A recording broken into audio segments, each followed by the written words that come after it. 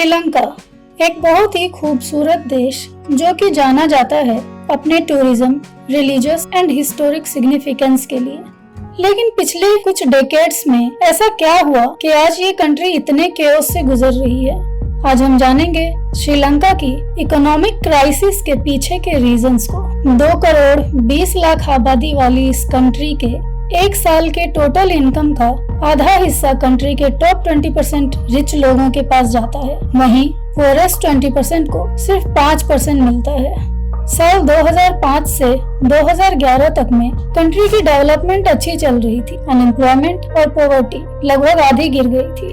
फिर आया साल 2016। कंट्री की इंफ्रास्ट्रक्चर डेवलपमेंट को इस हद तक ले जाने की कोशिश चली कि कंट्री नियर बैंकरप्सी पहुंच गई, जिसको इंटरनेशनल मॉनेटरी फंड ने 11,000 करोड़ से बेल आउट किया। फॉरेन डेट श्रीलंका की हिस्टोरिकल प्रॉब्लम रही है, जो कि 2017 में ऑलरेडी 48,000 करोड़ बन गई। इनका approx 95% government revenue debt repayment में चला जाता है। इंफ्रास्ट्रक्चर ग्रोथ डेवलपमेंट के लिए श्रीलंका चाइनीज डेट ट्रैप में फंसता चला गया और करंट में चाइनीज डेट लगभग 26,000 करोड़ का है। कंट्री के फाइनेंशियल डिक्लाइन में ऑर्गेनिक फार्मिंग का बड़ा हाथ रहा है। साइंटिस्ट और फार्मिंग एक्सपर्ट्स की लगातार वार्निंग्स के बाद भी कंट्री में ऑर्गेनिक फार्मिंग को इम्प्लीमेंट किया गया। रातों रात सिंथेटिक फर्टिलाइजर्स को बैन करने की वजह से टी की प्रोडक्शन आधी और राइस की प्रोडक्शन में 35% की कमी आ गई, जो कि बहुत बड़ा रीजन रहा फॉरेन एक्सचेंज और टी एक्सपोर्ट में लॉस का।